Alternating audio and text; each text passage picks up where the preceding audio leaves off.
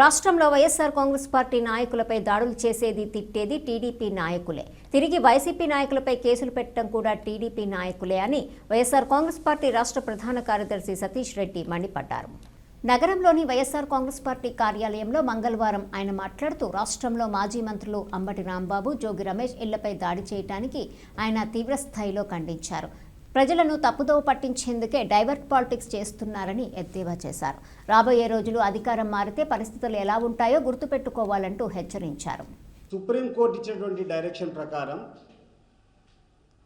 SIT అనేటువంటి ఒక special investigating టీంను దీని మీద దర్యాప్తు చేసి వాళ్ళు నివేదిక ఇస్తే ఆ నివేదికలో ఎటువంటి జంతు కొవ్వు కూడా ఈ యొక్క లడ్డులో కలుషితం చేయలేదు అనేటువంటి క్లియర్ రిపోర్ట్ ఆ స్పెషల్ ఇన్వెస్టిగేటింగ్ టీం వాళ్ళ యొక్క నిర్ధారణ ఇచ్చారు. అంత స్పష్టంగా సుప్రీంకోర్టు ఆజ్ఞాపించినటువంటి ఇన్వెస్టిగేటింగ్ టీం ఇచ్చిన తర్వాత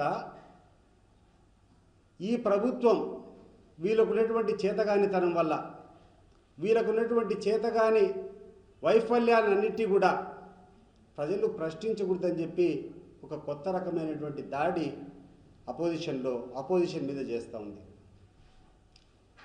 సామాన్యంగా ప్రజాస్వామ్యంలో అధికారంలో ఉన్నటువంటి పార్టీ పైన ప్రతిపక్షంలో ఉన్నటువంటి వాళ్ళు ప్రజల పక్షాన పోరాటం చేస్తూ ప్రజలకు మేలైనటువంటి సదుపాయాలు కల్పించేదానికి అనేక విమర్శలు చేస్తూ ఉంటాం. ఇది ఎంతో కాలంగా వచ్చేటువంటి ఆనవాయితీ. ఈరోజు ఈ ప్రభుత్వం అనేది ప్రభుత్వంకి ఎంత బాధ్యత ఉందో ప్రభుత్వంలో ఉన్నటువంటి పెద్దలకు వాళ్ళకు ఒక చెక్ పెట్టేదానికోసమే ఈరోజు ఈ అపోజిషన్ పార్టీ ఉంది. ప్రజల్లో మీరు చులకలు అవుతున్నారు కాబట్టి ప్రజల్లో ఈరోజు ఎక్కడ చూసినా ఒకటే వాదన.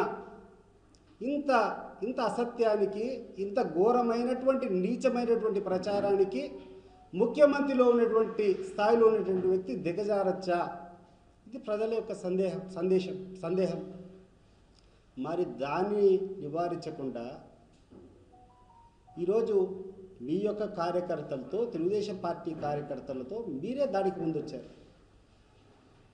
మీకు సంబంధించినటువంటి ఒక మహిళ, చాలా క్లిప్పింగ్స్ ఉన్నాయి, సోషల్ మీడియాలో ఎక్కడ చూసినా కూడా వైరల్ అవుతున్నాయి. గుంటూరు జిల్లాకు సంబంధించి ఒక గ్రంథాలయ సంస్థ అధ్యక్షురాలుగా ఉన్నటువంటి వ్యక్తి నీచంగా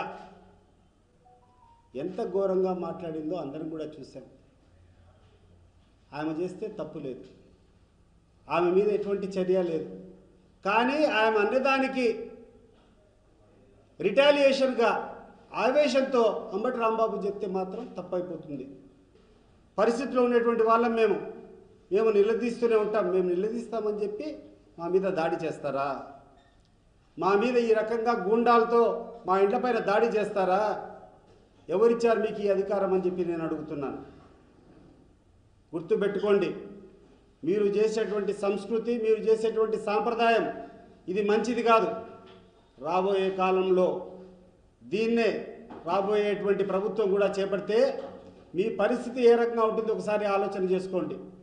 ఒకవైపు ఎవరైతే దాడి చేస్తున్నారో వాళ్ళని సహకరిస్తూ మీరు వాళ్ళ ప్రొటెక్షన్గా నిలబడడం, ఎవరైతే దాడికి గురవుతున్నారో వాళ్ళ మీద కేసులు పెట్టడము ఏం సాంప్రదాయం ఇది?